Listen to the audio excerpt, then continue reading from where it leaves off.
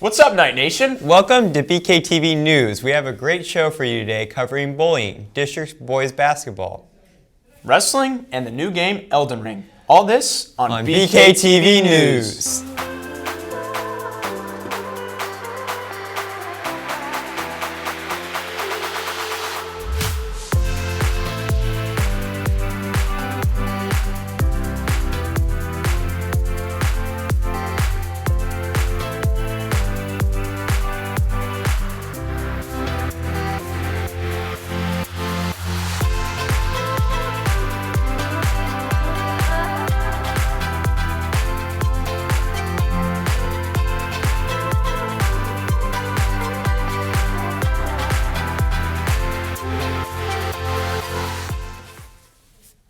I'm Sam Knight. And I'm Trent Kaczynski. Our first segment today is by Sean Smith, who interviewed Mr. Krause about how to respond if you're being bullied.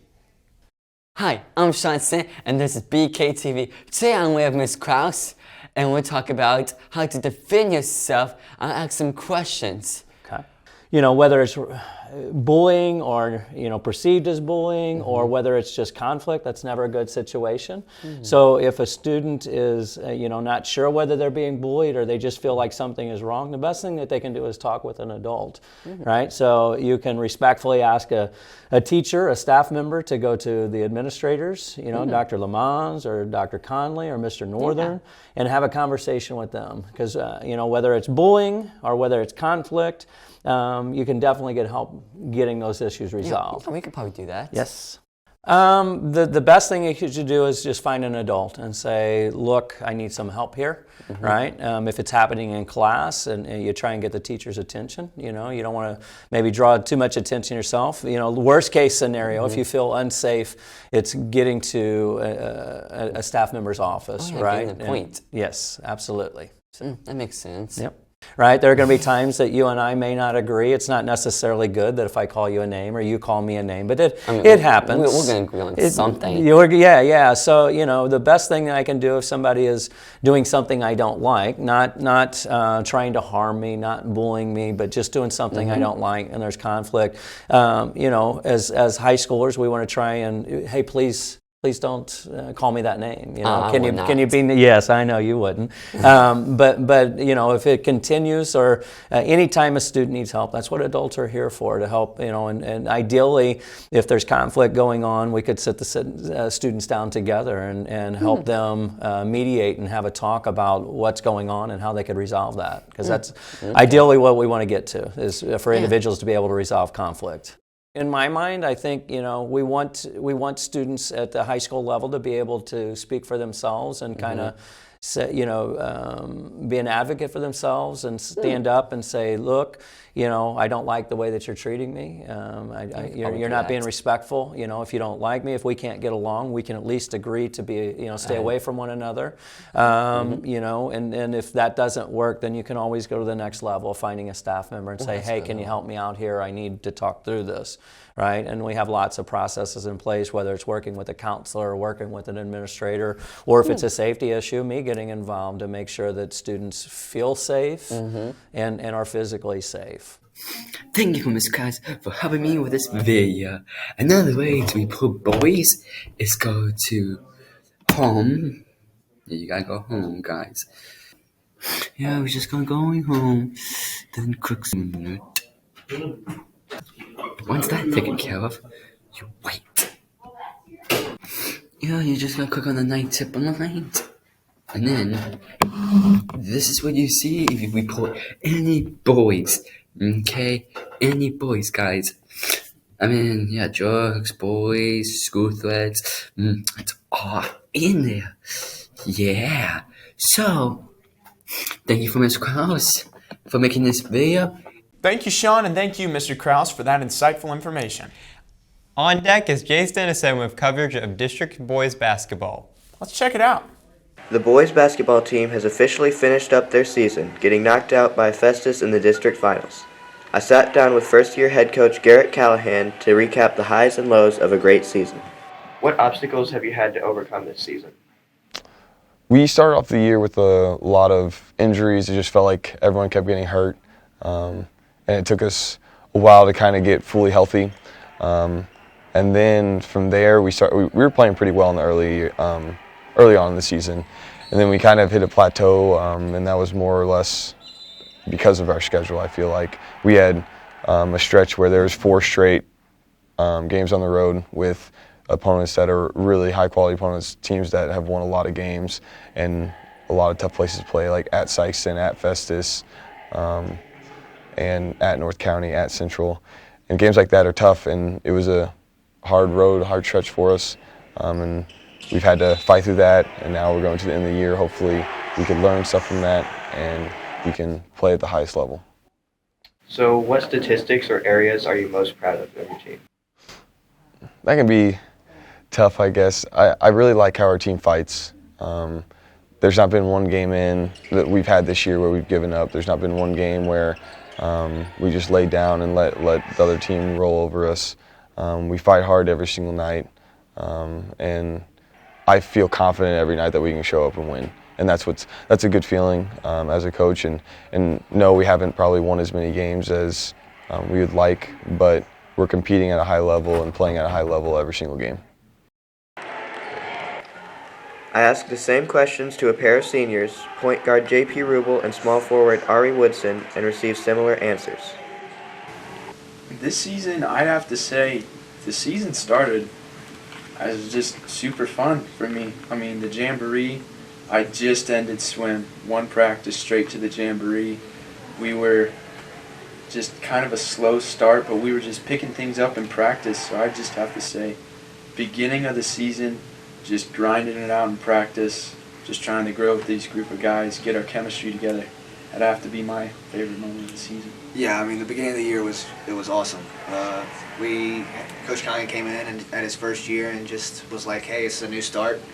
We have 7 seniors, so it's a bunch of guys that's been here, knows what to do pretty much. But Coach Conley says that we're just going to work as hard as we can.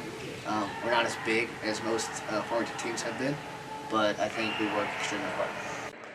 Apart from the tough finish to the season, the team has had an impressive year, and they are confident that next year will be just as promising. Signing off for BKTV News Live, I'm Jace Dennison. In other sporting news, we have Justice Boyer to give us insight into wrestling. My nation, I'm Justice Boyer, and today we talked to a few seniors about how it is to be in districts. This is District Wrestling, the senior perspective. What do you have to do to qualify for state? You take top 4 districts. What does it mean to be a senior and qualify for state? Pretty cool, I guess. Been working for it for a while, so it's good to get there for sure. Well, I don't have to cut any weight. I'm a 30 under. I just don't get morbidly obese. I can be good. Well, I just gotta make sure I eat healthy. I don't have to cut a ton of weight, but just eat healthy and maintain it. Hopefully I can get a rematch against the kid I lost to earlier in the season.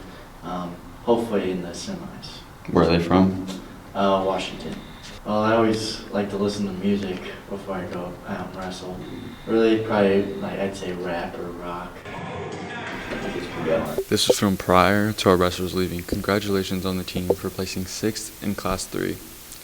Also, congratulating Blake Cook as he took 5th place, Trace Dunlap as he took 5th place, Presley Johnson took 4th place, and Drew Felker took 4th place. Congratulations to Dayton Boyd as he's the new state champion in the weight class of 113. Thanks, Justice. Our next segment is brought to us by Bradley and Sean. They bring us coverage of the new video game, Elden Ring. I've made a severe and continuous lapse in my judgment.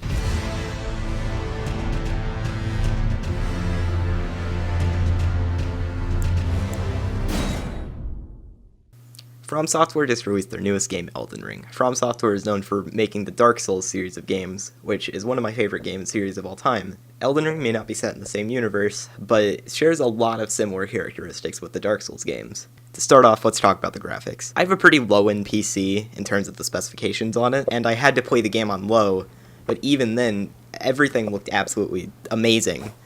Like, there were no textures that felt out of place, and everything is colored so well.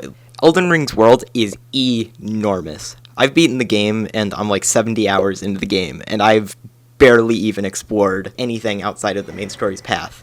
And I'm really looking forward to being able to go back through the game again and find like the little things that I just missed. One of the big things that I think is really cool about the game is that you can see the Erd tree, which is this like god tree that everyone worships in the world, from anywhere on the map. Once you really get up to it, I'm not going to spoil anything, but it is enormous. As for the story, with the Dark Souls games, the story really takes kind of a sideline to the gameplay and a lot of the boss fights, but in Elden Ring you really feel immersed in the story, like you're a part of it. The whole thing is that you're trying to become the Elden Lord, whereas in the other Dark Souls games there's really no mention of the story and what your true goal is, but it's right there in Elden Ring and you know it from the very start. The gameplay itself is pretty fun, I think. All of your weapon attacks flow together well, and there's a number of weapon arts that your weapons can do that are like special abilities that the weapon has. You also get light and heavy attacks that you can make use of, as well as backstabs and parries. Dark Souls games are known for their excruciating difficulty, and Elden Ring is no exception. Elden Ring is very, very, very difficult, but it's not too difficult. Someone who's not experienced with the Souls games could probably jump into it and be just fine, but I will say some of the bosses are like too difficult. The single biggest problem with Elden Ring is the optimization. Now, like I said, I have a kind of a lower end PC, but this is something that people with thousands of dollar gaming rigs have had to deal with, and even PS5 players have had to deal with this, where the game will lag and stutter. Something really important with PC gaming is the FPS of the game. Generally speaking, you want to have like 60 frames per second, but in Elden Ring's open world, you're pretty much guaranteed to have 30 or below. From Software is currently working on releasing optimization patches for the game, but as it stands, it's not well optimized and you're going to get a lot of lags and stutters, especially in the open world. I genuinely believe that Elden Ring has incredible potential to be able to win Game of the Year, which is really saying something. I had an incredible time playing through Elden Ring. The ending is amazing, and the final bosses are amazing. I had a lot of fun playing through it and being able to experience it as early as I was. Overall, I'm going to give Elden Ring 10 runes out of 10. Reporting live for BKTV News, Bradley Lewis and Sean Downs. I am so excited for tomorrow's lip dub. You're telling me, man. I mean, it's going to be the best lip dub ever. Thank you guys for all your help, and let's get this thing going. And we wanted to give a shout out to Miss Southern, who is celebrating her birthday on Sunday, and she will be turning... Thank you all so much for watching this episode of BKTV News.